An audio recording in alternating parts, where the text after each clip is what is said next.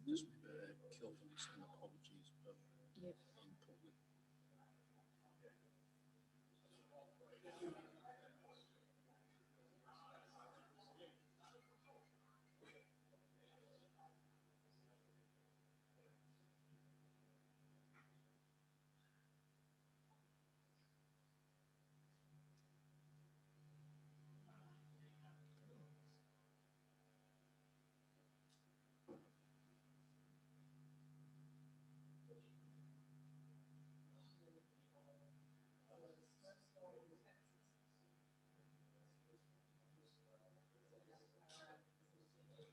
Oh, you danced around there. Oh.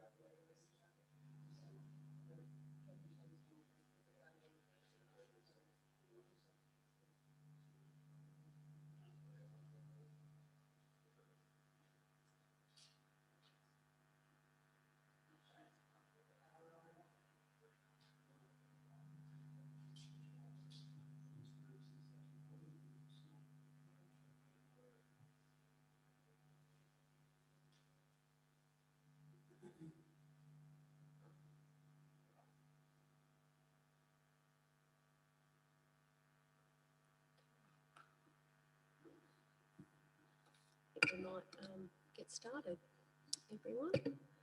So we have, welcome everyone. Do we have this live stream tonight? Okay, so how do I know it's live streamed? Okay, okay, thank you.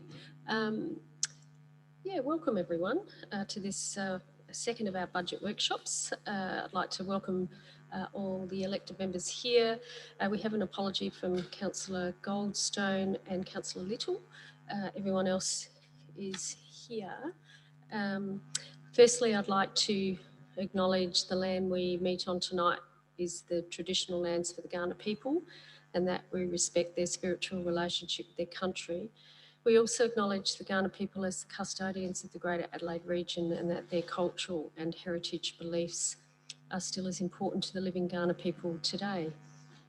So this is a workshop, and it's been convened for the purpose of discussing the draft 2021-22 budget and to brief ourselves as council members and the wider community on issues relating to the decision-making function, or in fact the draft budget. This session is informal, so it's not for the purpose of debating, building consensus position, or otherwise making decisions, which sits with council meetings and committee properly set up committees. There's no agenda and there's no minutes. And if people could turn their mobiles onto silent, and if you need to take a phone call, please take it outside. I think that's all the, and there's no requirement, I don't believe, well, not that I've been advised, that we will be going into confidence, so I don't believe that will be necessary. So without further, and we, just for people, if people are watching on YouTube, elected members have been issued with some papers, so we will be referring to those papers. I'm not sure if we're sharing any screens, David. No, it probably wouldn't be a bad idea. Are we able to do that or not? I mean, you know, like this document, are we able to share that at all if we're talking about, if we say we're looking at page 2 or 4, are we able to share that?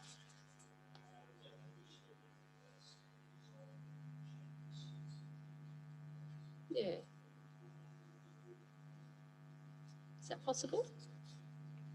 Just helps if people are watching that they know what we're talking about.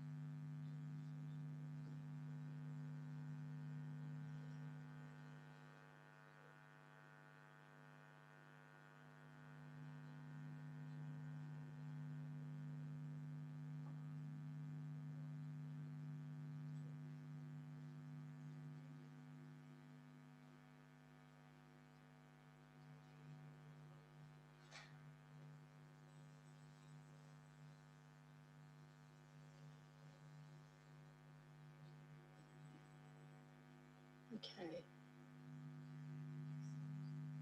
That's okay. We haven't actually started yet. We're just getting some visuals set up.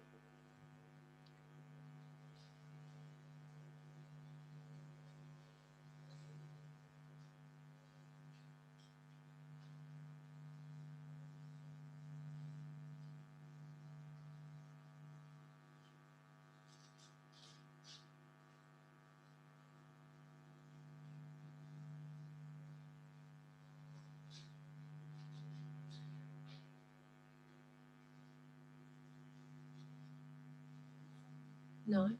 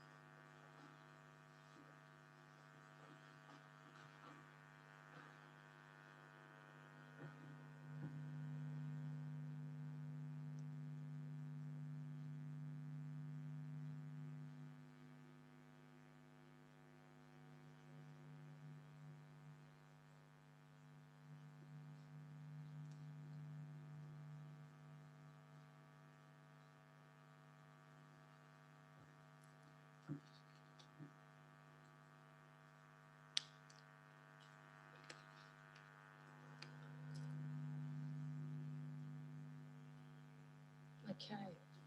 So, I might hand over to you, Mr. Horwood, Manager Finance and Corporate Services. So I think you're just going to give us an overview, Paul, and then open it up for questions. Is that how you're going to play?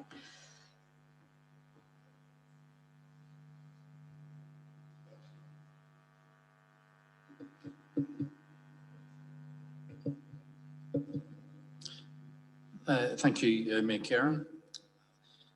Yes, the purpose of this second workshop tonight is to commence the discussions relative to the 21-22 recurrent budget. As we've indicated previously, the third budget workshop in coming weeks, that will be separately discussing the draft capital bids and new initiative bids, and also the long-term financial plan. So what we're presenting tonight, Mayor and members, is the first iteration of the draft recurrent budget for you for discussion. And obviously there'll be subsequent discussions at subsequent workshops and then in more formal council meetings. Mayor, I just wanted to, I guess, set the scene, if I can, for members prior to sort of opening it up for discussion. And relative to the memo that was circulated to you, what I've done on page 3 of 8 of the memo, at the top of that page is what I've demonstrated is, all else being equal, what the different operating results would be predicated on rate increases, general rate increases in percentage terms from existing ratepayers of 2%, 2.5% and 3%. And you'll see on that a table on the top of page 3 what the impact of those sensitivity modelling represents. So in that context, a 3% on the figures presented tonight represents a operating deficit in the order of 185,000. Conversely, with a 2.5% deficit in the order of 293, and then for 2% a deficit of approximately 400,000. I then have members on bottom page 3 and then through to page 6. I have endeavoured to demonstrate what the administration sees as the key factors informing the draft budget initially presented to you tonight, and they're provided for information and to provide overall context for you, noting that the detailed analysis relative to the expenditure and revenue was attached to that memo. Members, then on page 7 of that memo, pages 7 and top of page 8, what I was referencing there was Council's debt position as it stands at the moment, which indicated as at 11th of Feb, the Council's total debt was just under $22 million, represented between the total fixed interest rate loans of 4.25 million and the variable interest rate loans of just over 17.5 million. Mayor and members, what I have then done immediately under table 3 on page 7 is I have made reference to the discussion that was had at the audit committee meeting last week relative to the proposal that was put to the audit committee excuse me, and supported by the audit committee relative to transitioning a component of our variable interest rate debt, which is currently, as you'll see in table 3, incurring an interest rate of 2.05%. The reason why the conversation in the audit committee was triggered was the fact that for the first time in quite a long time, the Local Government Finance Authority indicated that we were able to secure a fixed interest rate loan for 5 years in the order of 1.8%. And you'll see from table 3 that excuse me, that the lowest rate at the moment is on our or currently has been on our variable interest rate loans of 2.05%. Noting, as we've put with loan number 109, we've put a comment immediately under the table just to indicate that there's 2.9 million of our debt, which is currently attracting an interest rate of only 1.3%, and that's through a arrangement with the Local Government Finance Authority, which they've provided for the whole sector as their COVID-19 support package to the sector, and that rate of 0.75% below the market rate applies for 3 years. So I thought, members, it was important just to give you that snapshot of the Council's debt position and also commentary more broadly on the proposition that was supported by the Audit Committee. Mayor and members, I've then had provided as a attachment to the memo relative to a breakdown of the operating revenue analysis in a consistent form that we've done presented to you previously.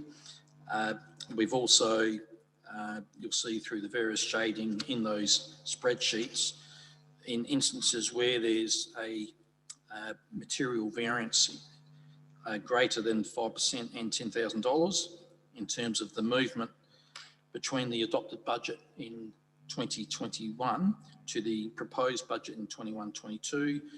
We've shaded those key variances, and we've also provided explanatory notes where appropriate. Mayor, I guess to close off in terms of the commentary from my perspective, and I guess to sort of facilitate discussion with the members, in terms of I've referenced in the memo that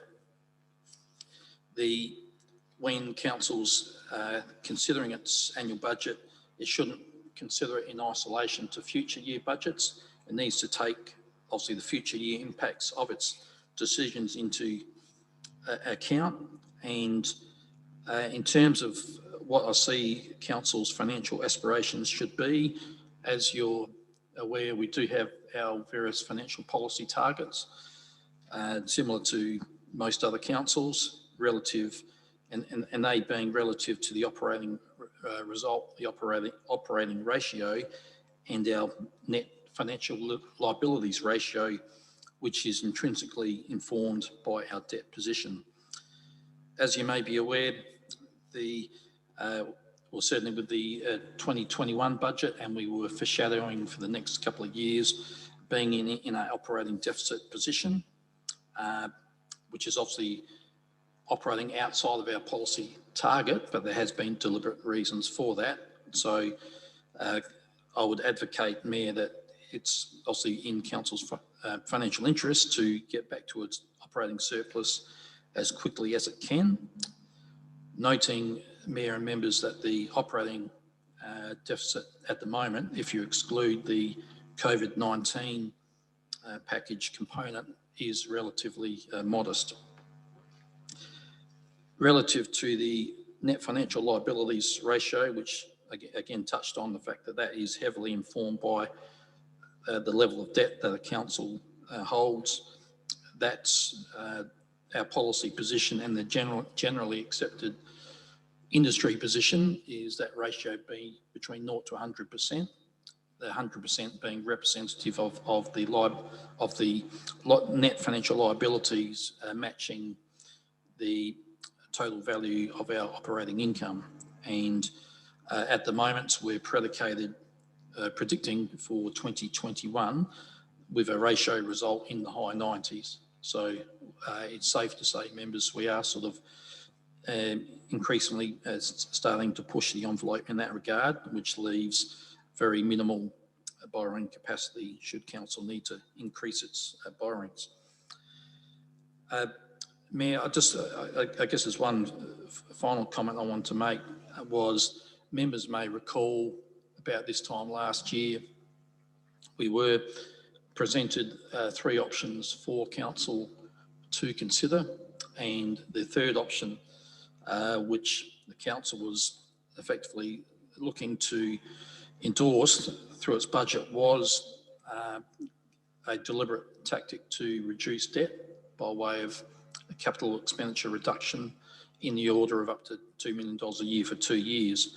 That was sort of on target until COVID hit, and council appropriately responded to that.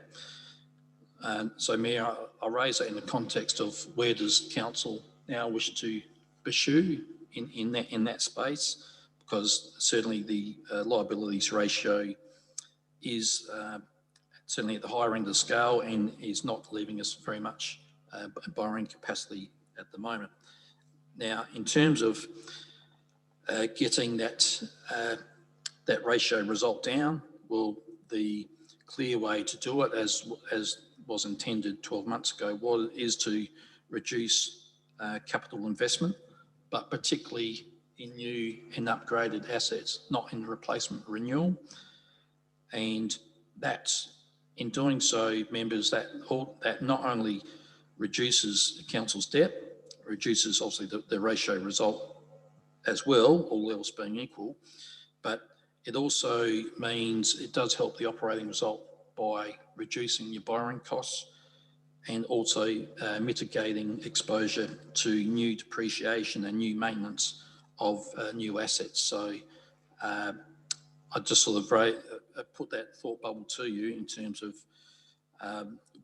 where council wants to head with these budget discussions. So, Mayor, that's essentially all I really want to touch on at this stage, to facilitate discussion, but very keen to get thoughts, comments from members and answer any questions that members may have. Thank you, Paul. Questions? Councillor Hughes, got your hand up. Just on page 5 of 7, it talks about the new parks, gardens and reserves maintenance and an increase of 29.5%. That's the new reserves and parks and gardens that are being handed over by developers, and the strategy there for us to sort of maintain those.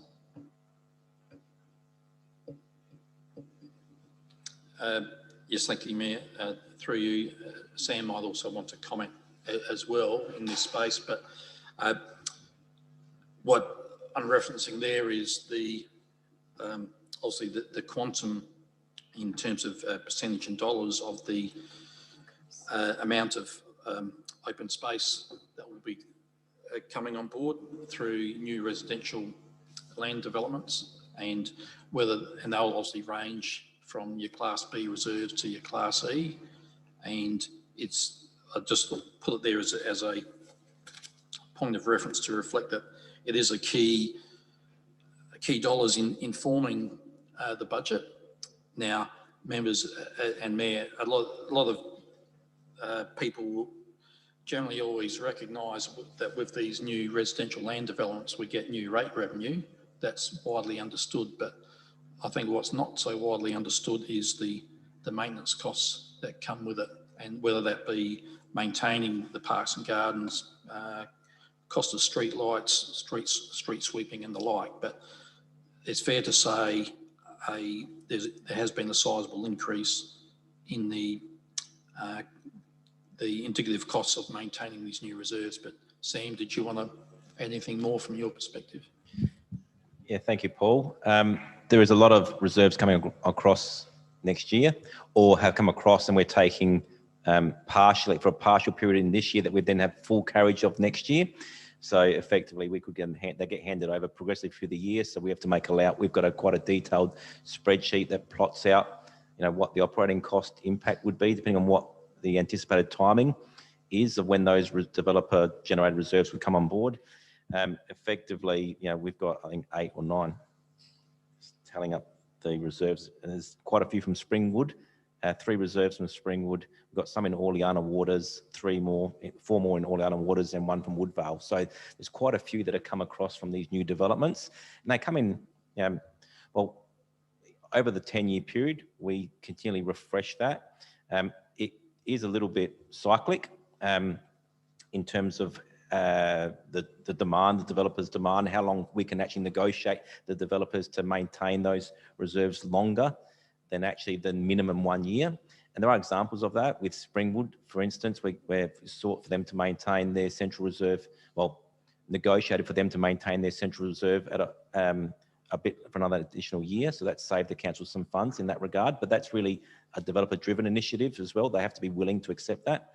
But effectively, there's 9 reserves that are coming on board from development. We also have capital reserves. We've made improvements to reserves. So Musgrave Street, for instance, where we've recently completed some work there. There's some ongoing maintenance that we required for the plant's establishment and to maintain those native grasses, for instance, that previously wasn't allocated for. So aside from what's coming out from developers, we have Hemmerford Grove, the new playground, we have to take carriage of once those landscape elements are completed. Musgrave, along the Link Road, those new roundabouts, and some landscaping along there we'll have to take carriage of once DIT's maintenance responsibilities diminish in the coming few months.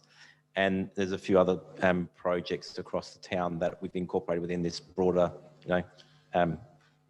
register that we keep in respect to both projects and land development. So per hectare, what are we sitting at cost per hectare currently? Because it was we were aiming for something like 50 or 60? Yeah, that's certainly, there's different, as Paul alluded to, there's different classes of reserve. So that was an average cost. As for Class B, which is, I suppose, your typical park with a playground and barbecue, it's around $42,000 a hectare per se in terms of. Are we sitting at that price, or are we going up? No, that's how we're managing the design, the reserves to effectively achieve those outcomes, and we're qualifying that through the design process. So I haven't got a validation against each of these areas per se in terms of what the operating position is versus the hectare of space, and if I can seek to have that broken down, because there are some that will be higher and some that will be low, but that was an average number that we had developed through analysis that we'd done of all other council reserves at the time, and that's sort of our budget position moving forward, and set the service level that we wanted for these new reserves as well. But top of my head, I don't have that information as relates to these new reserves that have come on board, but the intent is that $42,000 a hectare. We've escalated that with CPI over the last few years. So I think it was 38, I think. Because I guess my question is, are we, that was a modelling exercise. Are we delivering on the modelling exercise? I suppose that's our. That was a predictive number. It was a predictive number. Yeah. Yeah. So, yeah. I mean, I'd have to go back and actually analyse this in specifics in terms of how we've actually ended up in these particular instances per se, because we applied that over 10 years, over a significant amount of hectareage per se. So. Okay, thank you. I'll go to CEO and then to Nathan. Yeah, thank you, Karen. I just wanted to make the point that the majority of this expense is salaries, and the desire by Sam and his team effectively presenting the case for 2 additional staff out on the field. As part of our next workshop, when we talk about capital bids and new initiatives, I actually want to quarantine and have a standalone conversation about staff numbers, in which we will turn to this more specifically. As per point 1, the budget over an annual basis allocates 2 additional FTEs where required, and we've usually stuck to that over the last number of years, to 2 FTEs. But the executive team as a collective have come to a point where there are significant pressures in a number of different parts of the business, to which we'd be presenting the case that we're needing to consider additional FTEs. However, whether or not we get those additional FTEs will be very much about the discussions that we have. But it's important that through this cycle that the elected members are aware of where these pressure points are throughout the organisation. And one of the points of deliberations in terms of Sam's team, and whether we, as has been presented, we do require the additional FTEs, it's not that we're defaulting to, we're going to engage these FTEs as permanent staff members. One option is that, which we're considering, is that we engage these field staff as contractors. We undertake a thorough analysis of our, further to the conversation that we just had about the cost of service delivery, whether we go to market, test the market in terms of, relative to our next 10 years of growth. Is it the more cost-effective model to have an in-house model of delivery in terms of new growth, or should it be outsourced? And they're the deliberations that we're wanting to go through in terms of the field services. But it's just, again, just to plant the seed that at our next conversation, I do want to have a sort of more targeted conversation about FTEs throughout the organisation. So how many extra FTEs are you asking for? Well, in addition to the 2 that are provided for, potentially 3 or 4. So an extra $720,000 a year, based on 257 for 2. That's correct.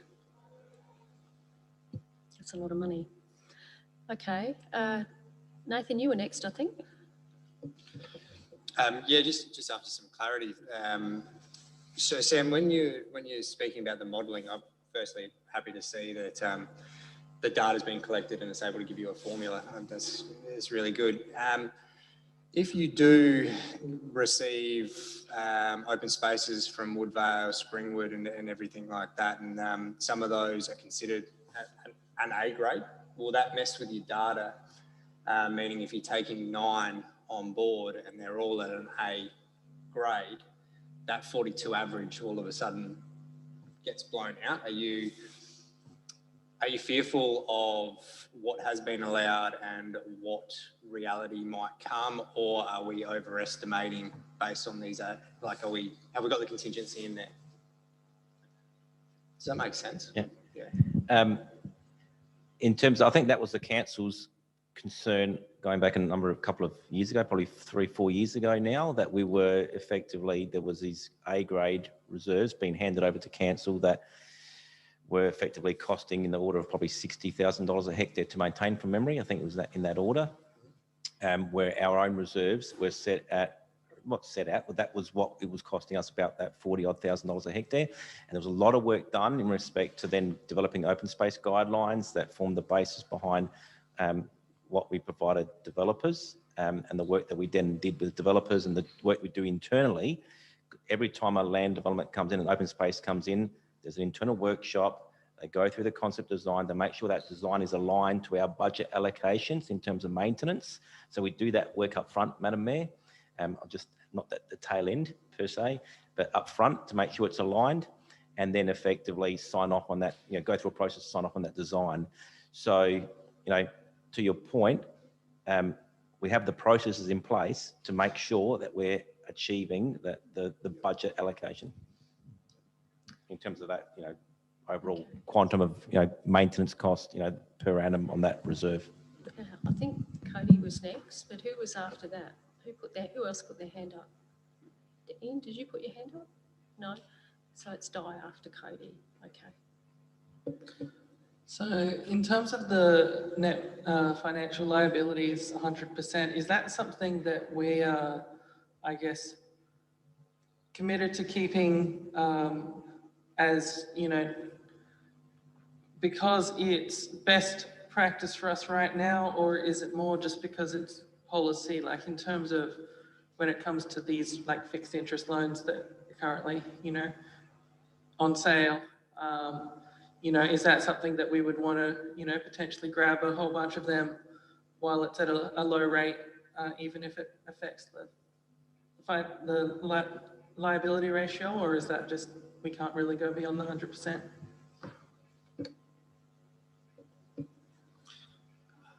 Yes, through you, Mayor Karen. The 100% ratio threshold, as I touched on before, Mayor, that's a widely accepted sector position, and that ratio target pretty much came out of the inquiry into local government financials that was done, that's really about 15 years ago when the indicators first came out. Now, that's not to say, yes, it's a policy position, so it's not to say that we can't exceed that ratio. However, I would sort of caution against that. But if council, for whatever reason, had to exceed that 100% threshold, what I would be advocating is that we have to have a robust plan over the next few years, if it did go over 100%, to get it back under that threshold, because it is certainly a very widely accepted ratio across the sector, and it's a very widely accepted benchmark in terms of where councils should be not seeking to go over. And Mayor, I think there's only about 3 councils in the state who are over 100%. I know Playford's. They've been over for a while. Yeah, Playford's the one that sort of stands out because they have got quite a considerable debt. But bearing in mind, members, I've always advocated that a council that has a relatively high ratio doesn't necessarily mean it's a worse performing council than one that's got a low ratio. It's really just that is heavily informed in terms of where a council will be in its sort of life relative to asset renewal and replacement. So there can be key factors informing that, and for the likes of ourselves, that's in more recent years obviously informed by the restoration of this building, and similarly with the likes of Alexandrina through the comparative data report that was tabled to audit committee last week. Their ratio result from about 12 months ago was in the high 80s, I believe, and Intel in that space they were in a similar position where they had heavily invested with renewal upgrade of key buildings. So quite often there will be, at a given point in time, a reason for that ratio result to increase, but nonetheless, the nub of it, Councillor Davies, is I would certainly professionally advocate that council endeavour to keep within that target, bearing in mind, as you rightly point out, interest rates are very low. So I think that's widely acknowledged, and we're benefiting from that. But if council was to get that ratio down, it does automatically reduce our borrowing costs and provides future borrowing capacity for future projects, if that's the intent of the chamber. So at the audit committee last week, the audit committee recommended, and that'll come up to council in the February meeting as a recommendation, that the ratios go from 50%, so fixed and variable would be 50%. Currently it's a minimum of 25, but I think it's about 70-30 at the moment, favouring variable.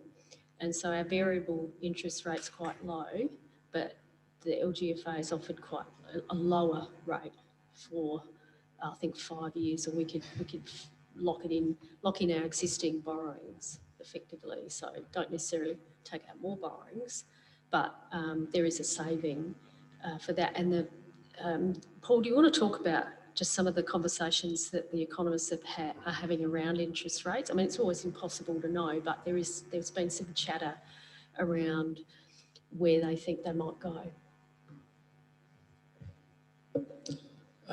Yes, thank you, Mayor Karen. The intel in that space, bearing in mind, as you rightly say, no one's got that crystal ball, but the broad commentary is the expectation that interest rates have pretty much plateaued and that they will stay relatively stable for the next sort of indicatively about 2 years, thereafter potentially incrementally increasing. That's certainly the commentary we've been receiving from multiple sources. And just to touch on the comment you made, Mayor, about the policy position on page 7 of 8 and table 3 of the memo, where we've got the graph, the table with the debt. Obviously the key attraction I saw with converting a component of the debt from variable interest to fixed interest is for the sheer fact of the 0.25% reduction in the interest rate, which would realise immediate savings in the order of $20,000 a year. But you'll notice in the shaded rows on that table where we're showing total fixed interest rate loans, the policy position through our Treasury management policy is not to have less than 25% in fixed interest and conversely not less than 30% in variable interest. And that has been a deliberate policy position so that we're effectively not putting all our eggs in one basket. And you'll see from the debt as at the 11th of February, what we're reporting there is we are currently operating outside of those thresholds. But Mayor, up until now, I've not really been overly concerned about that from the fact that had we previously converted some of our variable interest to fixed interest, it would have been incurring a higher interest rate. So I couldn't see the need to do that. However, for the first time in quite a long time, the 5-year fixed rate is quoted at 1.8%. And that immediately resonated with me such that we could take advantage of the lower rate, but also convert that ratio back within our policy position. So just a quick comment on how you've got a comment in one of your paragraphs on page 7 of the memo about fast tracking debt reduction to give us capacity to be, to be flexible.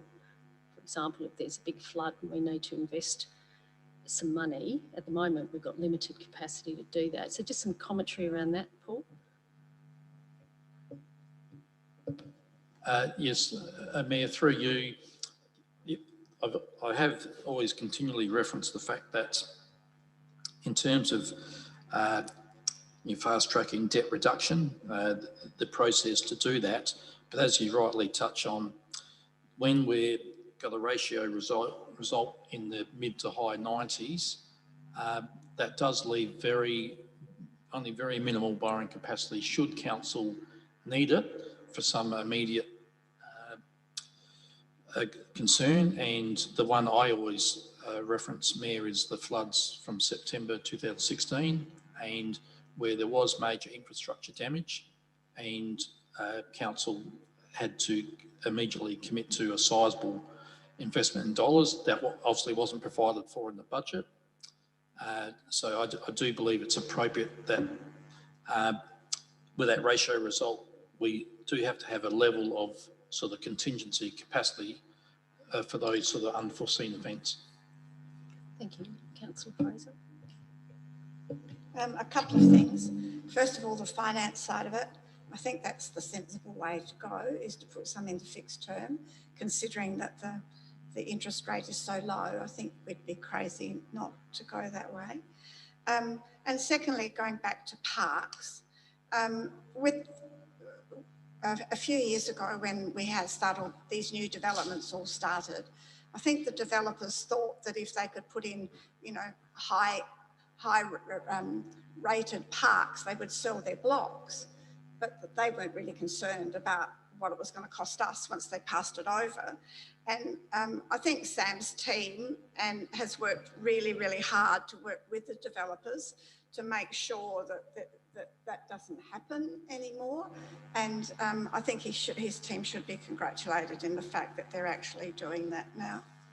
Thank you. Councillor Hughes, you had your hand up. Councillor Hughes, you're next. Sorry, Deputy Mayor, I'll go to you next after that. And Thank you. Oh, sorry, then Councillor Cox. This time last year, pre-COVID, we were looking at trying to save $1 million or more to drop our, because our ratios are close to that 100%, and trying to get some savings to then be able to look at our bigger picture, like our sporting grounds, which we haven't purchased the extra land for yet, and other bigger picture things. And yeah, I am concerned that if we continue operating at the moment with, especially with deficit predicted, even if we went to a 3% rate rise, we'd still have a $185,000 deficit. It is quite concerning, which is on page 3. The comparisons. So we did really look quite toughly at trying to make those savings to get those savings to try and look at getting our debt under control, which I think is really important, especially because our community is a growing community, and those sporting grounds and extra facilities are really needed for our area. Our swimming pool's getting really, really old. It is going to give way at some stage, but I do think it's really important as a council that we actually are working towards those bigger future sort of projects as well.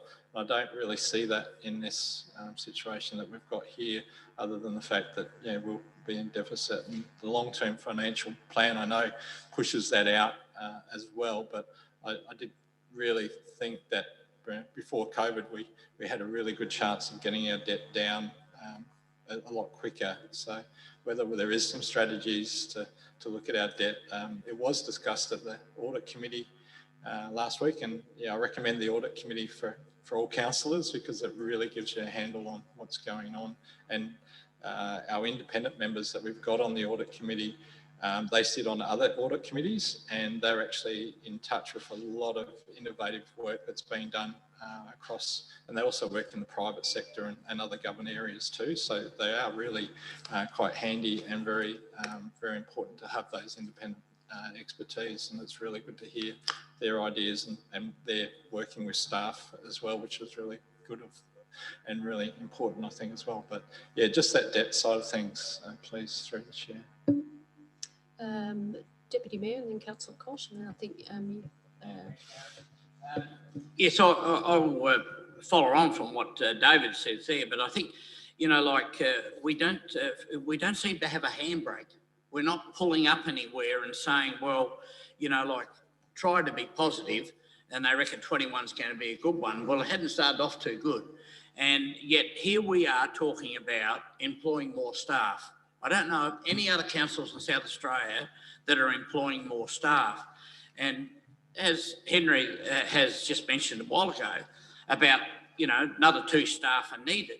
Well, we are the elected members, and the people talk to us, and we represent them. But why is it necessary to employ two more staff at this point when none of our operations are running at full bore? Our libraries, our swimming pool, our recreation centres, all of these areas are running at a very limited, probably lack of income. So why do we need another two-person? If Henry had said, oh, the reason we need these two, they are going to do this. Well, I'm not sure whether any other councillor understands why we need those two more persons to be employed. And, you know, we look down through this report, and I congratulate Paul and his team for it. But, you know, like we waiver the rent on council's properties and things like that. Yes, we've been fantastic. But as David said, that we've got to try and pull back. You know, number 3 here, we've got 464 hectares of open space and that in this area. How many people use them, and are they getting out and using them, and so forth?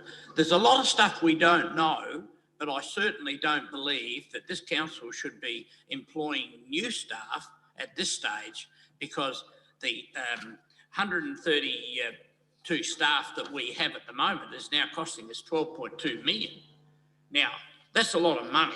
It really is. And as David said, you know, like, where are we going to pull the handbrake on and start slowing down? How many vehicles has council bought? It's been a topic that I've tried to look at for years. You know, we have fantastic vehicles. I think we've got the best fleet of vehicles, and they're all brand new. Why are we buying brand new vehicles at the moment? You know, like, this is the hard times, and we're going to have to go to the community now and put rates up to be able to cover budgets. I just think, I don't believe, well, personally myself as a councillor, we're told a lot of the reasons why all of these, you know, when you go through this budget here and that sort of stuff, and you see some of these costs, you know, for the visitor centre and all those sort of things that aren't working. You know, we've got to be a realist and say, well, what's not working, then let's curb it for a minute, pull the handbrake on. You know, like, the immunisation program, are we going to be involved with the COVID injections? Is this council? We've got here $11,000 immunisation program fees. Well, is that going to be for, you know, pneumonia and all that, or is it going to be, are we going to be involved with that? That could well be extra costs that they're going to go onto it. I just think that, you know, like, we've got to pull the handbrake on. There's a lot of money that's getting spent and being suggested to be spent, but we as elected members never really get told why we need this, and, you know, what is the reason we need 2 new staff at this particular point in time. Maybe hang on until the next financial year. It doesn't hurt to shelve things, because then the community is going to say, well, council's thinking about us now, and we'll all work together to go to the future. So there's quite a number of things in here, a well-presented report, but quite a lot of things that I'm certainly not happy with, and I don't understand. I think that's importantly, there's a lot of things here where I'm thinking, you know, why does the library cost so much? How many people visit the library? You know, I mean, I don't know, you know, I may be wrong, but that's my personal point of view. Thank you, Deputy Mayor. Now, I think it's Councillor Kosh, you've been waiting patiently, then Councillor Vallelonga, and then I think it's Councillor Tooley. Yeah, thanks, Mayor. Look, I'm similar with Deputy Mayor Samble. I think we need to pull back a bit, maybe some of our capital works. I think that's probably not a bad way. I'm concerned when we're now talking about 6 new staff, so that's $700,000. I'm concerned that our net financial liability ratio is at 96% and would go up. I think what we should be doing is getting that debt down to allow some, you know, start getting that debt down, so now we can then have in a position to do some borrowings later on for our iconic projects. We've talked about Cabethan, we've got people excited about that. We've done a concept plan, etc., etc. I can't see that happening in the near future, really, even the medium future, because we just seem to be spending and not getting our debt under control. I'm concerned that it's going to cost us 29% more to run our open space. This was a concern I raised many years ago. I know we now work closely with the developers to reduce the landscaping, so we reduce the cost per hectare. My concern back then was the number of hectares that they're actually rolling out, not just the fact that they're making them more efficient to run. And if you go back to Mr. Jerry Charlton's report when he did a review on our open spaces, he actually said, in essence, it is not sustainable to have large areas of irrigated open space. You need to reduce your irrigated open space and look at more at native plants, etc., and native grasses. So it's actually a shift, because if you just keep on watering and rolling out green space, irrigated green space, it just costs you more and more and more. So now we're at a point where we're looking at 2 extra staff to maintain that open space. So I think people need to just think about, you get excited and it's nice to think about doing something like this, but look at the long-term impact. And we can see now the long-term impact, because it's going to cost us 29% more to run our open space. And a lot of that gets down to the quantum of open space that's been rolled out. So, so overall, I'd actually like to see us reduce our debt, reduce that expenditure, so we can actually start getting our debt down, get that liabilities ratio down, and get our long-term financial plan in check, and get that little worm going back down, so over time we can provide those iconic projects, you know, Cabeathan and the pool. The pool's going to get a leak pretty soon, I'd imagine. So they're the things that we've said that we're going to do, and we've told the community we're going to do that, but we're not really moving towards doing that. I think that's not very nice to be able to say we're going to do something, but actually going in the opposite direction. So that's my view at the moment. Councillor Valalonga. Thank you, Mayor.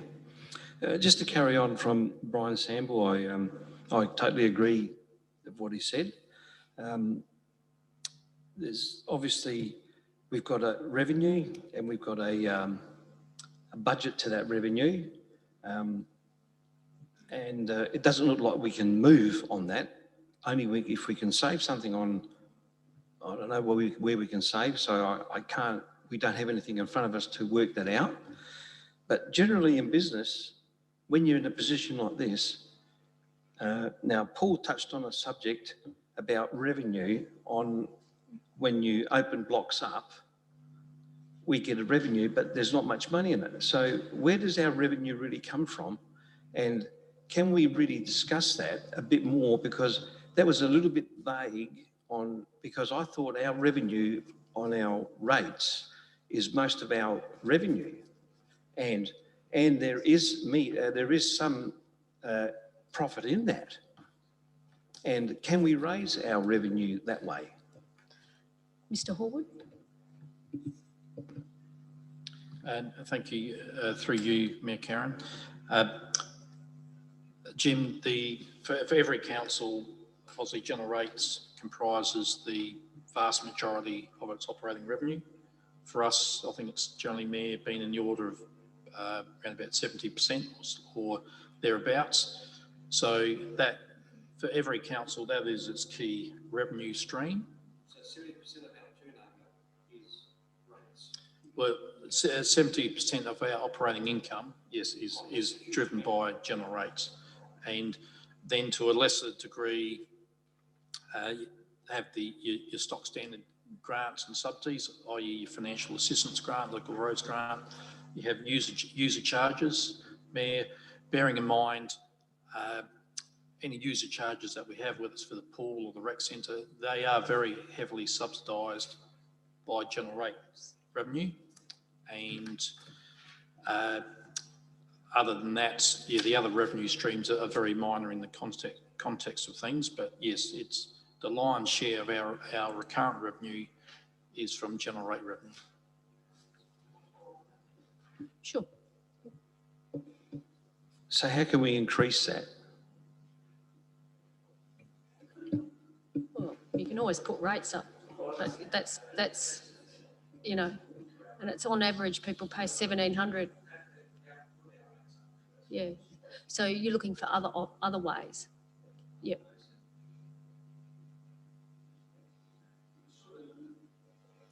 It was sort of a little bit, not misleading, because I don't want to say that, Paul, because I don't want to put you in a position that by that revenue, there comes a cost with it, but that cost is also filtered into the pools, into the what's name. We need that. So technically then, we need to expand our rates. You know what I'm trying to say? In other words, if we've got 5,000 ratepayers, we need to go to 7,000 ratepayers. And how can we do that? Okay, I'll leave that with you, Mr. Horde, if you'd like to respond. Yes, thank you. Through you, Mayor Karen. Relative to, as I touched on a moment ago, Jim, for every council, the bulk of its revenue will come from general rates. Now, Mayor, as you're aware, we have a strategic rating policy which dictates how those rates are carved up between residential properties, commercial and the like. Now, Jim, in terms of increasing that revenue, well, that could be a relatively easy decision for any council to make, to increase their general rates. But obviously each year, that invariably is a sensitive consideration for the council to consider, because it's dollars on people's rates notice that is affected. So the percentage increase that's applied, well, that's ultimately for your council to determine to fund its budget. But the easy decision, I could say, well, if you're wanting to get back into surplus a lot more quickly, would be just to say, put your general rates up by 5%, for example, Mayor. But I know sitting here, that would be highly unpalatable. So that's not the question I'm asking. Sorry. Okay, would you like to see more rates coming in then? That's my main question. Because in hindsight, when you run a business, you want to get more income. Would you like to see more rates coming in? Not from our ratepayers now, but more rates. So more people paying rates?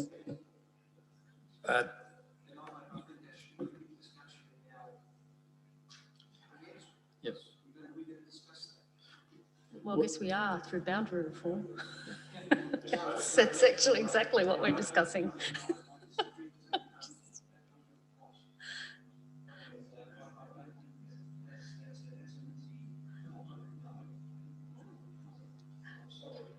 Yeah.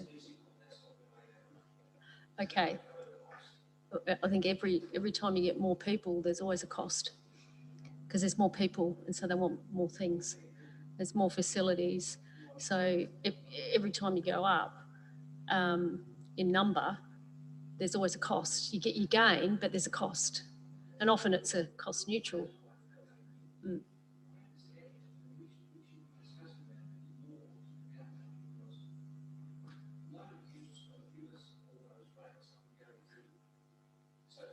Thanks, I think that we're going to get that.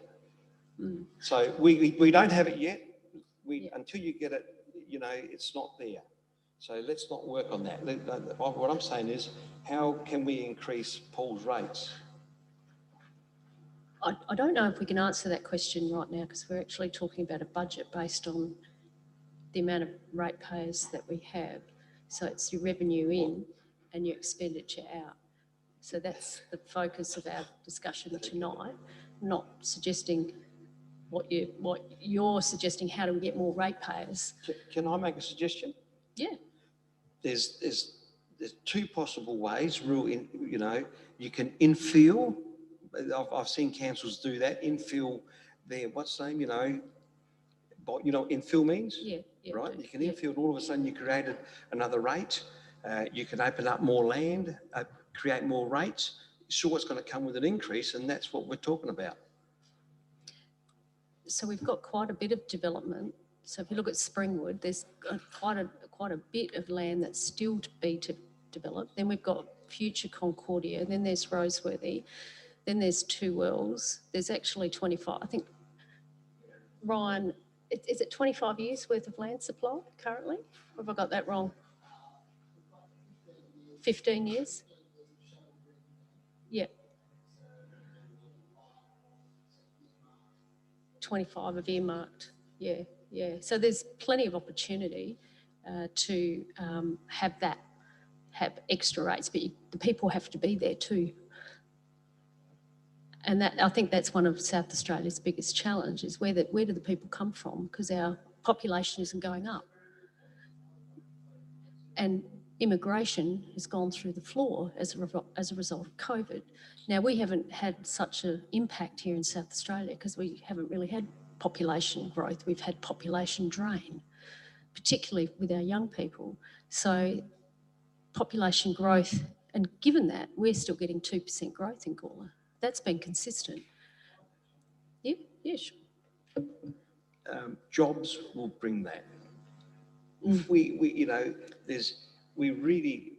We're just a regional council. We don't really have industrial. We don't have any of that. That's the kind of things that we should be probably talking about too, to bring in jobs, because jobs will bring that population in, and then they will buy that block of land and build the house and, that kind of thing. Oh, no, I don't think anyone disagrees. The job situation could really use an injection. But I think the state government and successive governments have done quite a lot of work around trying to get new industries in, because once you lost manufacturing, the challenge has always been, where do the jobs come from? And so there's been a lot of work, and I know if you're an engineer, you're probably getting 9 offers of jobs a week.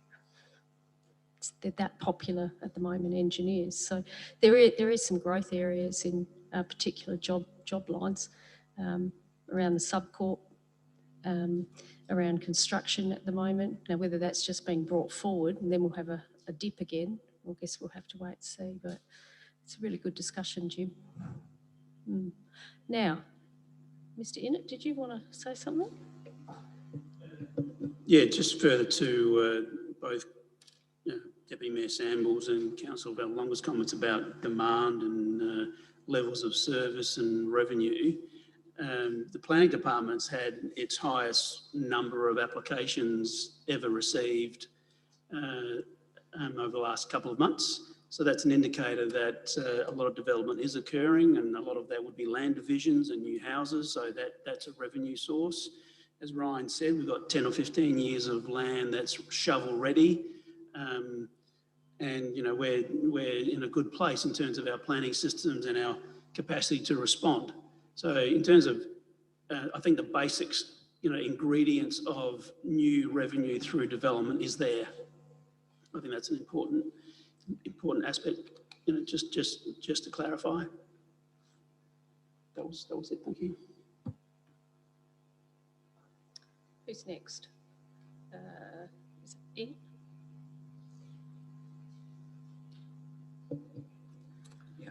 I think Jim's point about increasing revenue through increased rates has some potential.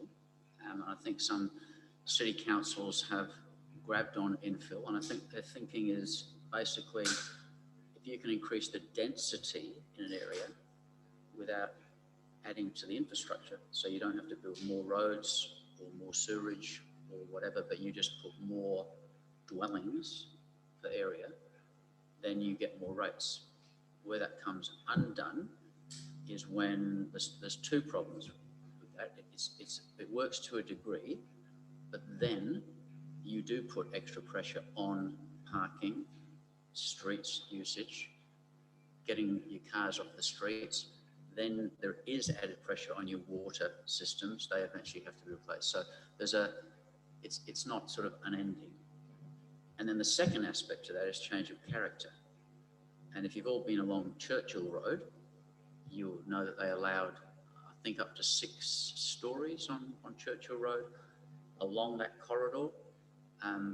So if you went back maybe 5 years, they probably quadrupled the density on that street, and that would have brought in, a massive load of rates. To what degree they're ripping up and putting new pipes in, I don't know. But there's some truth in what Jim's saying, that to a degree within Gawler, and we see it now, this side of Cheek Avenue, in what we call the main residential area, you are seeing people buying blocks and dividing blocks, and so we're getting that infill. But that's not really what I wanted to talk about. I wanted to pick up on Deputy Mayor's point, who still hasn't got his label changed on his desk. Does need to be changed. Councillor, I'll call him Councillor Sambourne.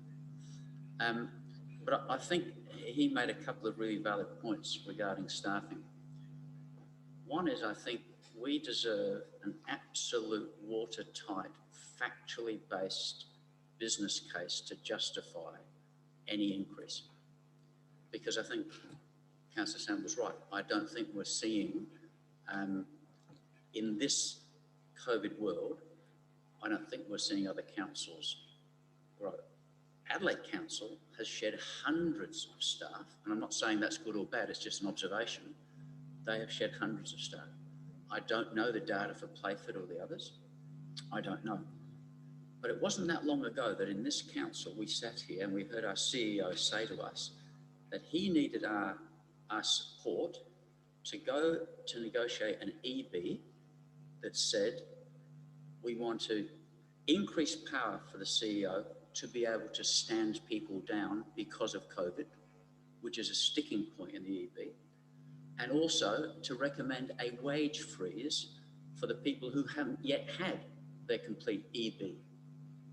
And we were given a whole doom and gloom. And I don't believe, I haven't heard that the EB has been settled. And if it still hasn't been settled, then that EB is overdue. What was it, 218? Is it 3 or 4 years the staff have not had their proper EB? Is it not that? Mr. Renat, have they had, is the EB settled? I notice you're nodding your head. Can you tell us, has the EB been settled?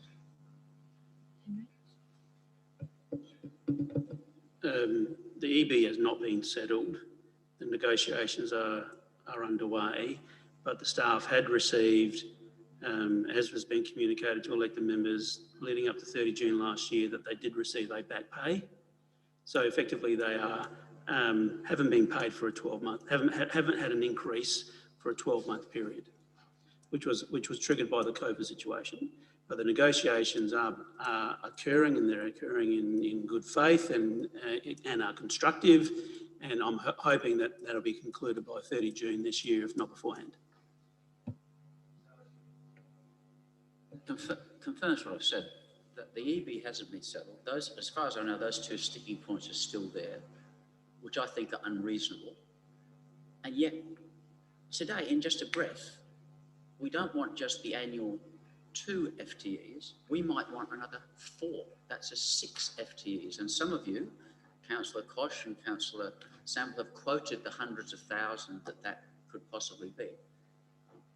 I think you've hit on it, Councillor Sample. That is a huge one that we need to watch as a council, and cannot just simply accept the word of the CEO or the execs that simply say, look, no, we're growing, it's busy because of this. We need hard, absolute evidence. And because where there might be some expansion in the number of developments that are happening, there may be also slowdowns. And again, Councillor Sample mentioned those in other areas where we are saving.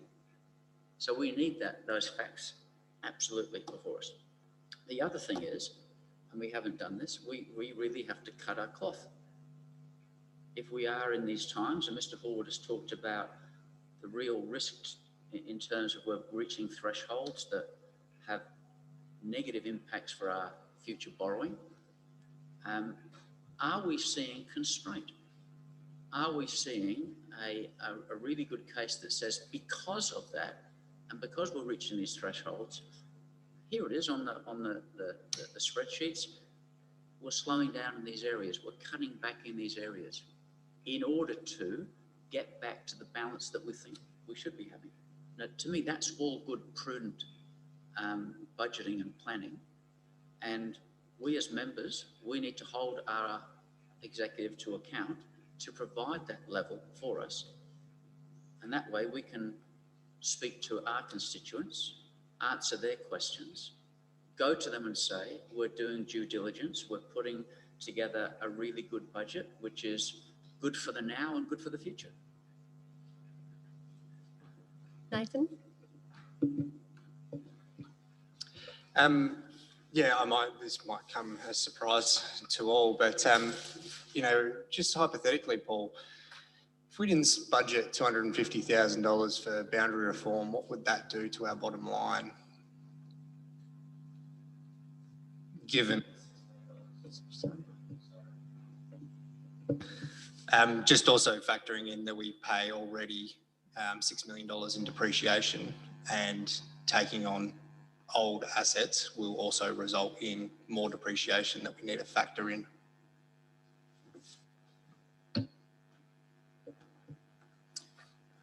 Yes, thank you through you, Mayor Karen. The firstly, in relation to the 250,000 earmarked for boundary reform, that's part of our current budget. So if that wasn't included, then the consequence of that would obviously be a 250,000 saving off the bottom line. Bearing in mind, members, too, it's also important to reference the long-term financial plan that we'll be talking about at the next workshop, Mayor. Relative to boundary reform, the only dollars we've provided for is that 250,000. Obviously, there's no long-term model with a bigger town of Gawler. That will, if that eventuates, that would happen at that time. So there's been, in saying that, Mayor, what I'm saying, Councillor Shanks, is relative to, you touched on depreciation, for example, the long-term financial plan is modelled on town of Gawler as it stands at the moment. So I think you were next, Councillor Fraser. Did you put your hand up? And then Councillor Davies. I think that's right. Last year, we changed our budget because of COVID, and rightly so, and we put a huge amount of money into the stimulus to spend. So in the last 12 months, up until June this year, we have done a huge amount we will have by the end of June in this town in stimulus spending. Apart from that, the ratepayers have had no increase at all in the last 12 months in their rates because of the $40 that they all got back. There was no rate increase at all. So I think that the next 12 months, it's up to us to make sure that it's a really lean year and that we're not spending a lot of money on new incentives and new things. I think it is up to us to make sure that that doesn't happen. So, and that's how you can get your debt down. We've obviously got our set debts with wages and depreciation and parks. They're there, they're set there, footpaths. But the extra spending that we're going to do, I think in the next 12 months, we just have to make sure that it's not going to happen, that that we cut back. And I don't really know, because we've done so much in the last 12 months, I don't really even know that the ratepayers will really know that we haven't spent any money, if you understand what I mean. I think there's just been so much that has been happening that the next 12 months can be really lean and just cut it back. Thank you. Cody? So a couple things. First off, in terms of rates, what was the breakdown of like how much we get from residential versus commercial rates? Through you, Mayor Karen, the carving up of the rates pie, so to speak, between residential, commercial, like residential is obviously the key income driver in the order of about 80% from memory, and 10% on average is from commercial properties, of which there's between 500 to 600 properties. Residential properties, I think, is about 8,000 to 9,000, so it puts that into the context. And then the remainder is either vacant land or primary production, and which is even a smaller component again. So the lion's share of our rate revenue is from the residential sector.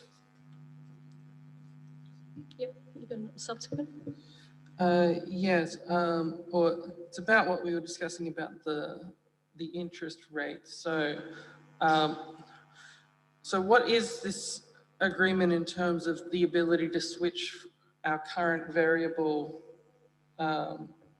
loans into fixed ones, are we theoretically able to do that for all of them that come through the LGA, or is there certain loans that have certain provisions or that kind of thing?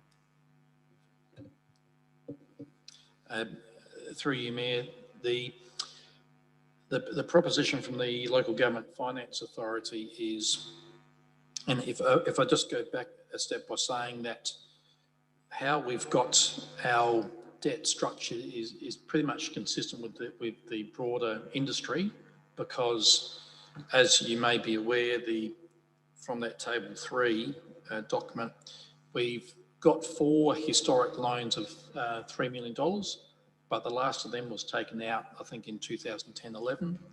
Ever since then, we've essentially been relying on what's better known as an overdraft, which we can importantly draw down, repay at any time. So the real key winner with that is that when rate payments come in, they can immediately go off debt. Whereas on our fixed interest loans, they're fixed, they're just paid off in half-yearly instalments and can't be repaid any more quickly. So the key attraction from the LGFA is, yes, the lower rate that applies, and you know, when they quoted the rates to us a couple of weeks ago, it was 1.8%.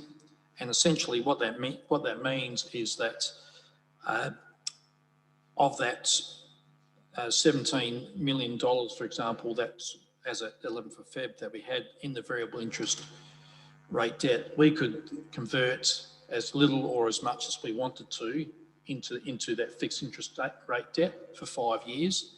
And what that would mean after that 5 years, we either renegotiate with the LGFA at the interest rates applicable at the time, or we convert it back to variable interest rate.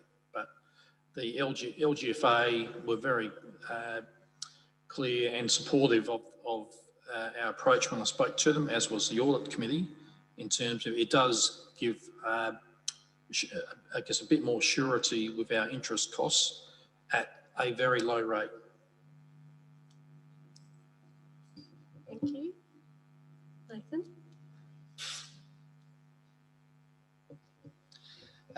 So these are just some questions that I've got on a post I shared about the budget, just to try to get some more engagement. And I wouldn't mind asking staff's help in answering them if you wouldn't mind. One of the questions, I'll just go through them. Obviously, we have a big expenditure on staff. So Henry, are you able just to break down for the people listening in how our staffing structure works, how many employees we have, you know, executives and everything like that, to try to show where the 12.2 million is, if that's all right?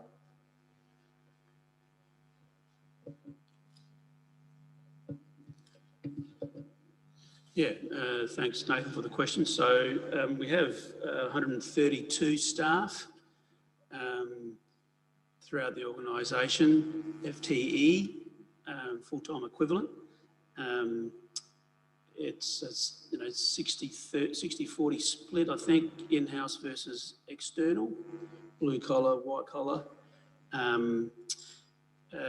For all intents and purposes, we do run a very lean ship in terms of our staff numbers.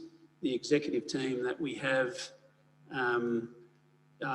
the 4 or 5 members of the executive team, we don't have a conventional local government structure. We don't have directors or general managers, then managers and then team leaders. You know, when I came to Gawler, we removed that directorship role. The pressures on the organisation in terms of staff numbers are reflective of the fact that we're a growth council. And we can't compare Gawler with in a city council to a large degree, because there are different types of developments and different pressures.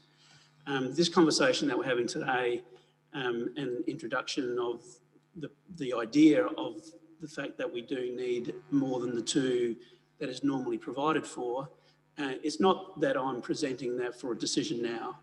And you haven't been provided with the business case for the various positions.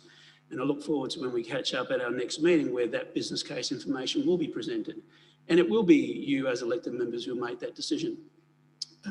What I'm hearing from the executive and what I'm hearing from the organisation is that it's under stress. There are high expectations of delivery and we want to deliver, and invariably we don't say no, and that's caused some pressure points. So we want to have that conversation with the elected members in terms of what your expectations are of what our capacity is to meet those expectations in an ever increasing sort of complex and challenging world. And it's part of this process that we're going through these workshops to get to the point where the elected members are comfortable and confident in the decisions that you make. I challenge the Deputy Mayor's comments about some parts of the organisation aren't busy. I'd put to you that we're busy everywhere.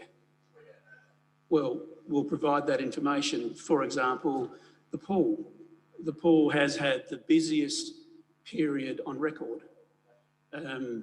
Well, that's not different because that's a part of our business. We've got costs, we've got employees, and we're providing and servicing the community at an exceptionally high level. So hopefully that answers that question, Nathan. Yeah, I think it sort of deviated a little bit, but I think it does break down what I was asked. Just another one, Paul, whether you can clarify for me. We touched on rate revenue being 70% of our operating income. What is the other 30%? Other than grant, we collect rent on some buildings, which we call fees for use and all that sort of stuff. Is there anything else that I'm missing in clarifying that general stream income?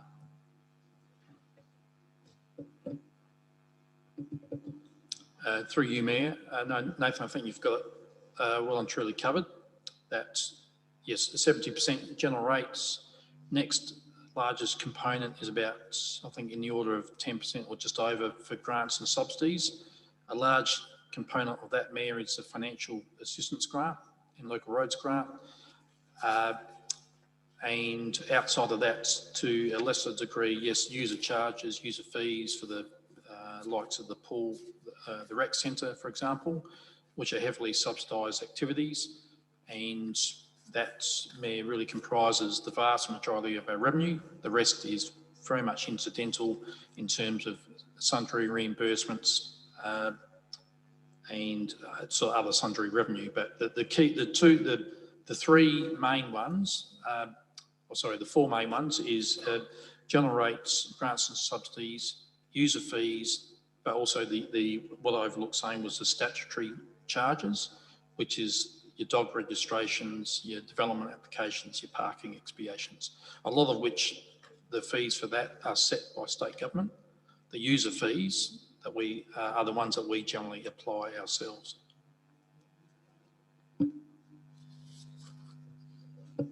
Sorry, I've had a couple of people reach out here, so bear with me. This one might be able to be wrapped up in sort of one answer that's going to capture a few queries. Sam, are you able to just explain the process? Obviously, I open myself up when I do a post about wanting some feedback, and obviously what I get is our footpaths are not up to standard. We're missing street lights. We want a playground. All the fundamentals that, as elected members, we hear from ratepayers, and I'm sure you as staff also hear these issues coming through. Are you able to sum up what the process is in deciding if a street is to have 5 street lights over 2, if a suburb is to have a playground over not have a playground? Are you able to summarise when end-of-life footpaths are going to be rotated in, and when the 400,000 that we have budgeted per annum, how we can point, sort of give an answer to these ratepayers? That's an easy one. That's an easy one, Sam. I know you got it. That could take all night.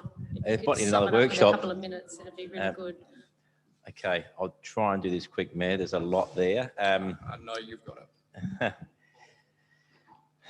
I'll start with footpaths. So we do condition audits. So we know what we have, what condition it's in and where it is in terms of existing footpaths.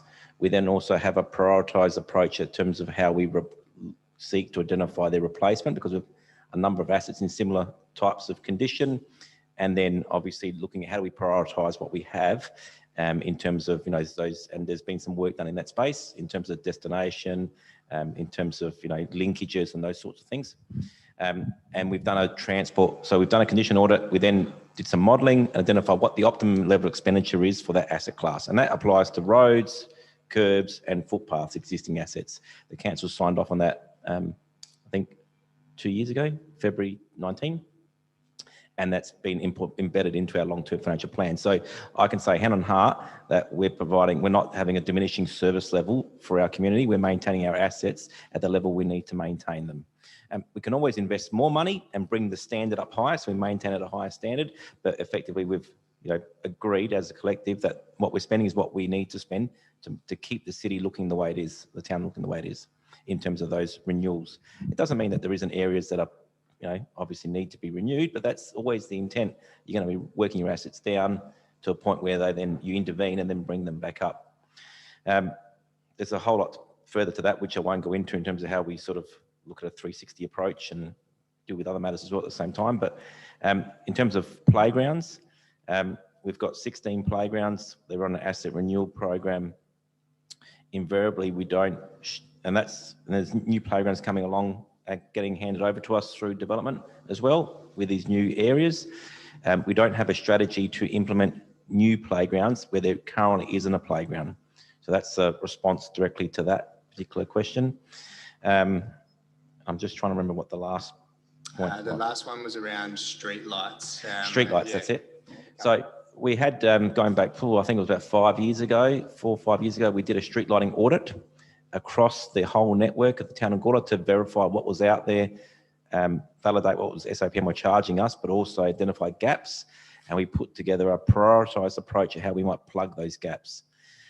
So what you see out on the roads is probably historic. It's been there for, before the street lights were really probably council's responsibility. But we do allocate $40,000 each year to improvements. And we've done a number of improvements every year. We allocate money for customer requests that come in and we investigate them on merit and then invariably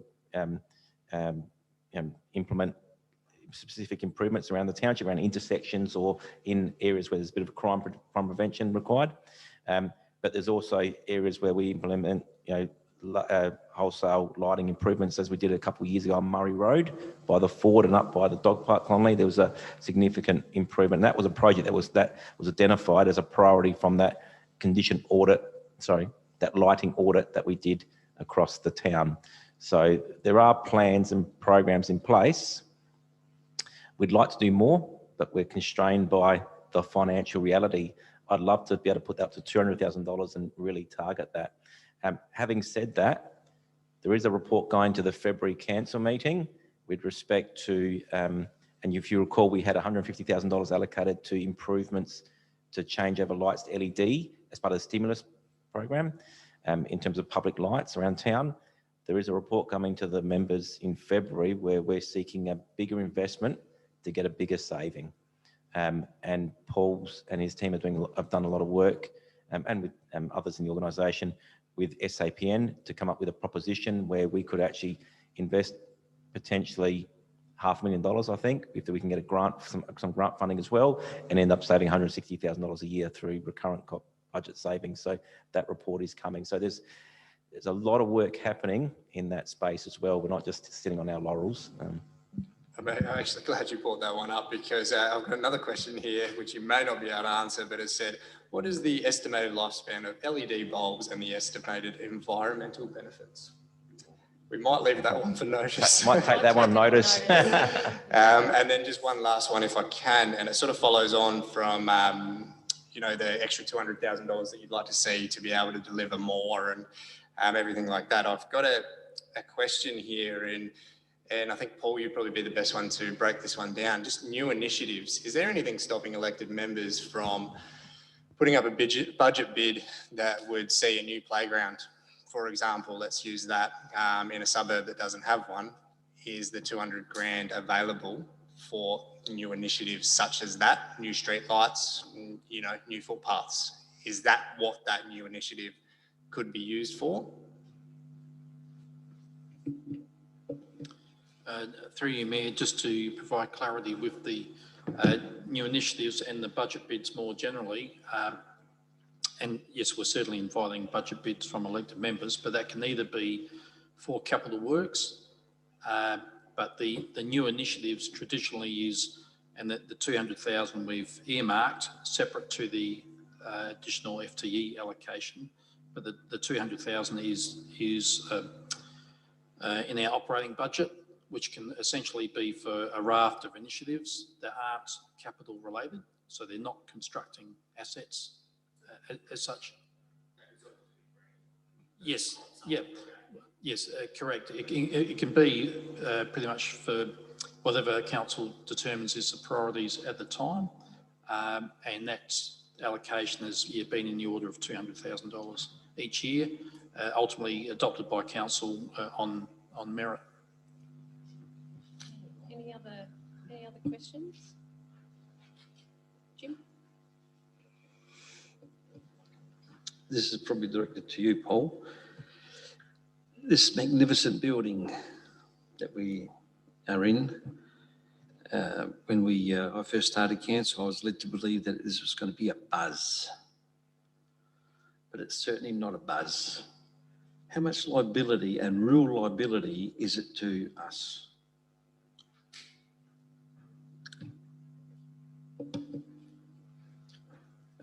Through you, Mayor, Jim, I'd respectfully say that this isn't actually a liability to us. This is an asset that we've, as you're aware, we invested major dollars in the refurbishment of it. Now, relative to its utilisation, that's a different conversation, but I don't believe it's a liability to the organisation, Mayor. It's an asset on our fixed asset register, which at the time was a decision from council to do that investment. So, yeah, I don't believe this building by any stretch of the imagination is a liability. Jim? On that, what is the cost of running it? That's the main question. Through you, Mayor, look, I'd most probably need to take that on notice. Obviously, there is a cost in running any of our facilities, so we can certainly provide the follow-up response in the cost of running this building, if that's what you're. Yeah. Mr. Barrett, how are the events going for the Fringe? How many are booked out? So through the Mayor, we have an author talk on Thursday night this week, which is just before the official Fringe opening. That's actually booked out. The unsung performance on Saturday night, we're at around about 80% capacity at this point in time. The other events are slowly building. Most are over 50 at this point, but still got a week and a half on most of those to sell. So you'd say that that's going rather well? For this time and climate, I believe that is going rather well, yes. Councillor Koch and then Councillor Tooley. Yeah, on the recurrent budget on 4 of 6, could I just get some comment about the fringe benefits tax that we're paying?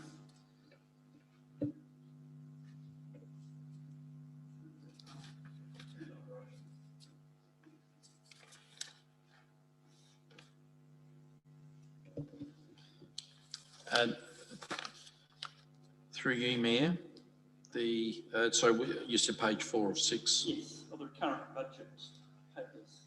Yep. Plan to operate. Operations. Yep. FBT.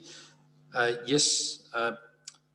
Through you, Mayor, that's we've indicated there. That's part of the overall costs of running the fleet, and the FBT component of that, I think, is in the order of $100,000, of which we do get contributions from staff towards that. And yeah, the FBT is just a routine, normal cost of doing business, managing those fleet.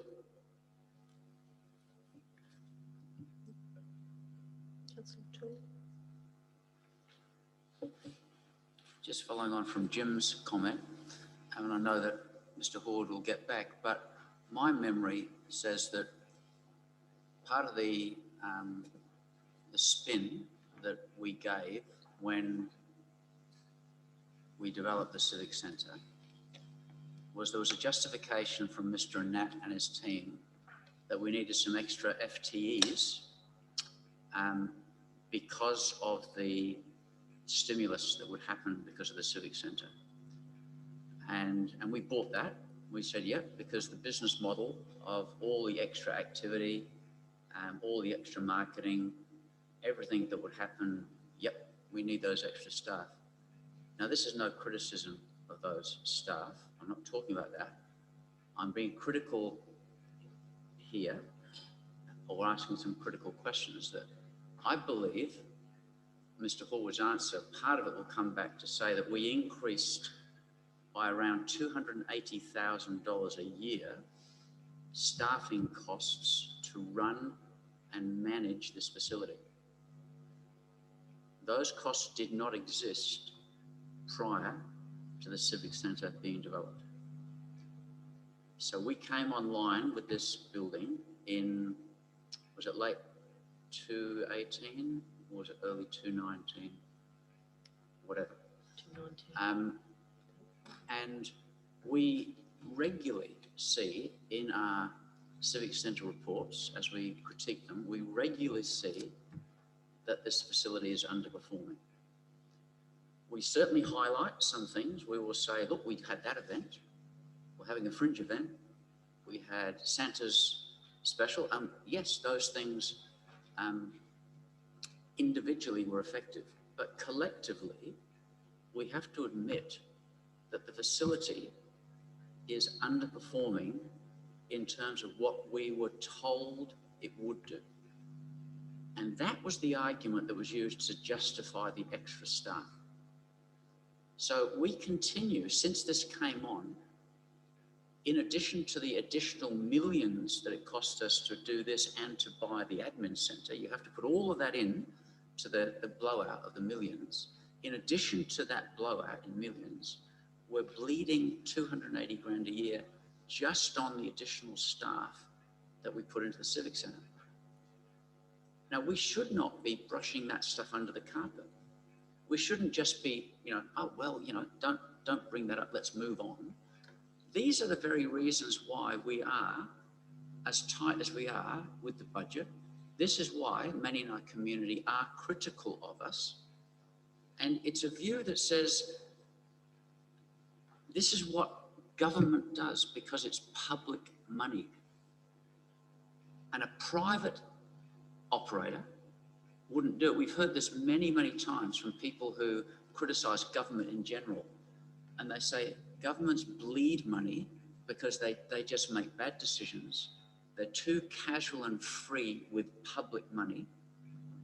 If it was their own money, they would be far, far more prudent because they've got to make a profit. And this, I think, is true of us at a council. I don't think we're as prudent by any means as what we should be. And I think we do just accept sometimes an argument that says we need to do that and it sounds good on the surface and then we go for it. And then we're left with an ongoing cost. We don't see enough cutting back. We should cut here in staffing. We should cut here in this project or this program. We should be a lot leaner in what we're doing. We don't see that. And we should see that, in my belief. And until we do that, and until we get control of that, and until elected members are prepared to really hold, because that's, if you look at in the regulations and the Act of what your job is, your job, our job, my job is not to just sit here and rubber stamp. It is to critique, it is to be good stewards, it is to ensure that the staff that we employ are doing the best that we can for service and finance and budget for our community. And we have to do a better job at doing that. As I've said to you before, the moment we simply pass it, it will always be claimed, but the members have done it, because that is the legal process. The legal process is it has to be laundered through us. It can't happen without. And the moment we say that we've got the majority on that night voting, then it becomes the law, and that is what anyone in council will stand behind. The members, the council has decided. So we've got to be really careful. And I think this coming budget cycle, I've been disillusioned for years, you know that, I've told you that, about the whole budget financial system.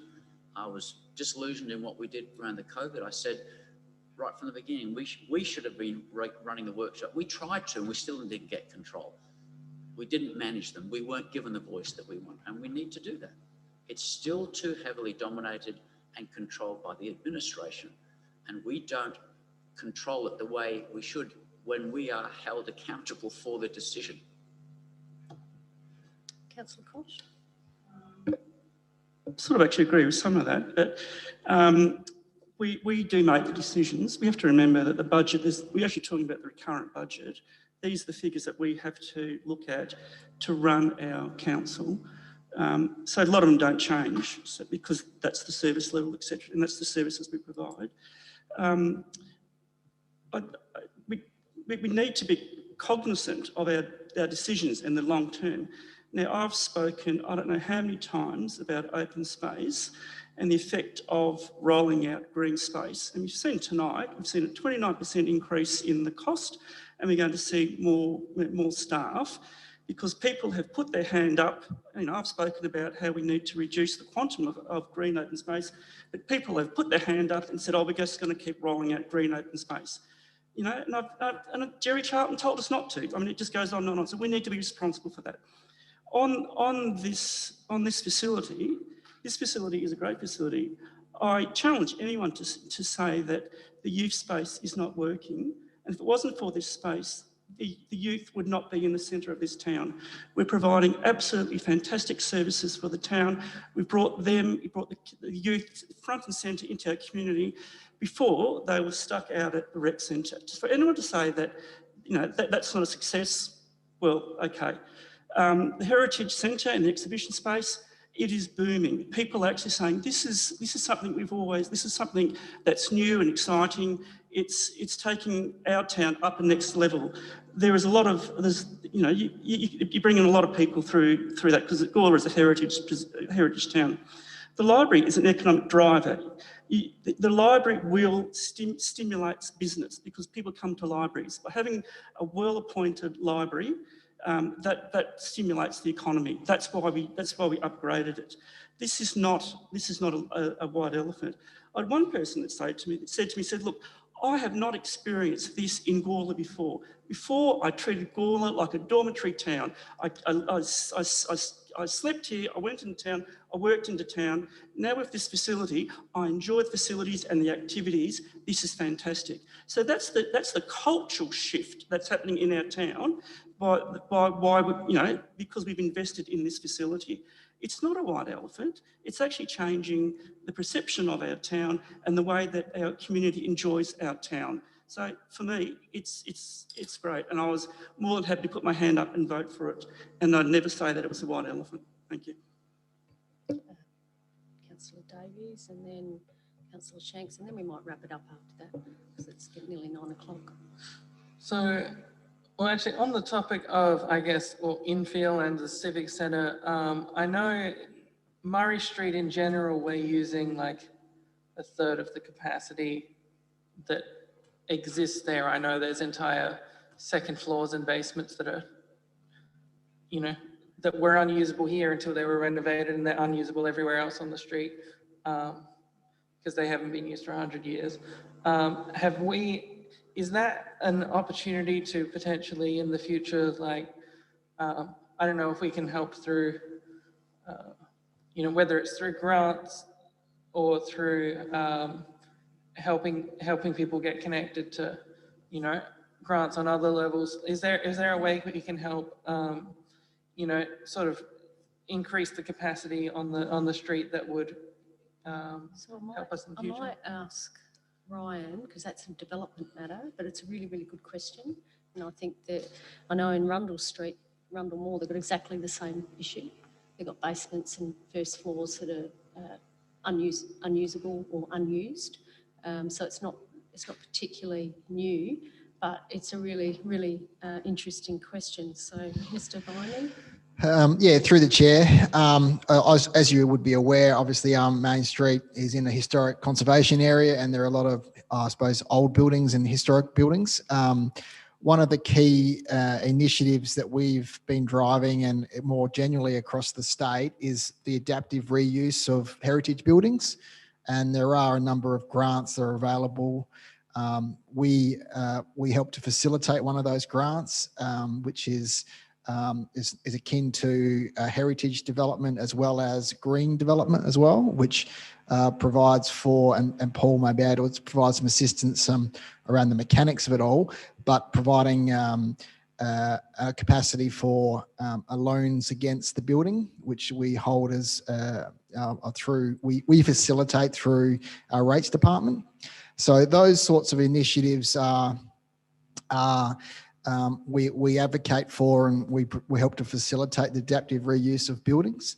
There are also incentives within our development plan, or there have been, related to the adaptive reuse of heritage buildings, and in particular, how do we sort of facilitate those reuses, and car parking being one of those things that we try and facilitate, given that the town centre was established before the automobile, and that creates some issues. So I think, obviously we had the impact analysis done that looked at some of the capacity for the town centre and some of the impacts on the infrastructure, and such as traffic and car parking, that we need to be mindful of if there are to be increased densities in the CBD here, that there are some flow-on effects on infrastructure. But there are a raft of things that we do to facilitate adaptive reuse of heritage buildings, and I think this building here is a classic showpiece of how we've brought a historic building into a contemporary age.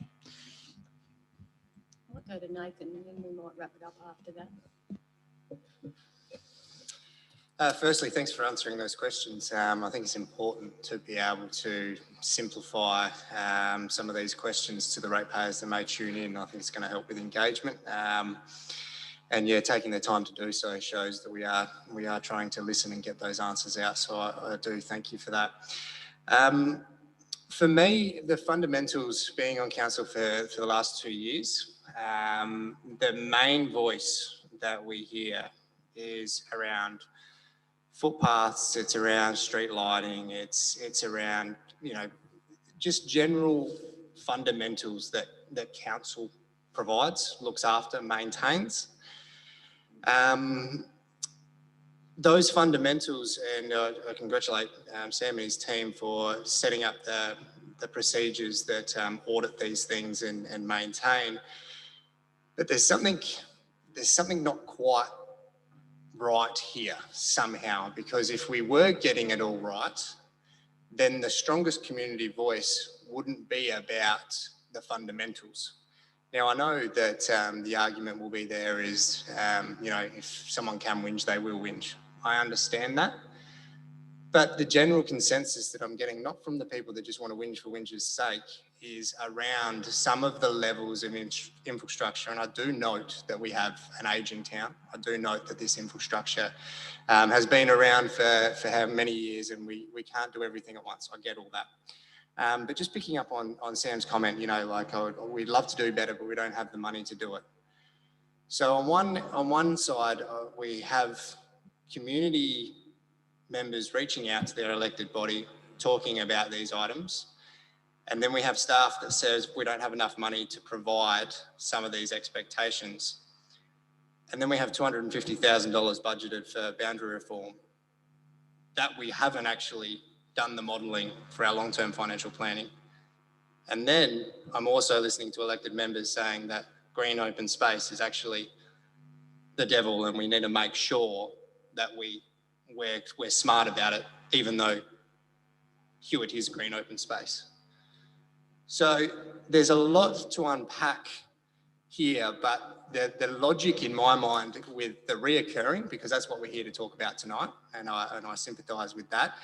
I know we went on a couple of tangents there, but the reoccurring budget, the way that Paul broke down those key things in the memo was very beneficial to me as an elected member. I see a lot of value in that. And I see $250,000 going to something that it shouldn't at this time, given the voice that we all have. I saw councillors nodding before when I was making the point on the fundamentals.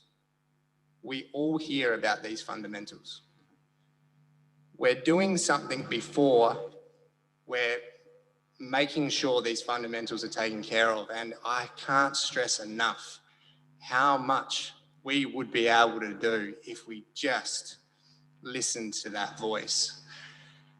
So yeah, for me, the reoccurring thing, the simple idea would be move that 250,000 to actually, you know, taking care of streetlights and footpaths and everything like that. But that's my comment on the reoccurring budget. And I'm more than happy to, yeah, put up my budget bids and watch them fail, because we need to tighten our belt and we don't want to spend money and everything like that. But look, that's the process. So yeah, once again. Okay, so I'm going to wrap it up. It's nearly 9 o'clock. Thanks, everyone. Thank you to staff who've contributed, Paul and your team, for all the hard work. And I look forward to the next budget workshop, which is the 4th of March. That'll be in our diaries. Same bat time, same bat station. Okay, see everyone. Thank you. And thank you to everyone who might be watching tonight.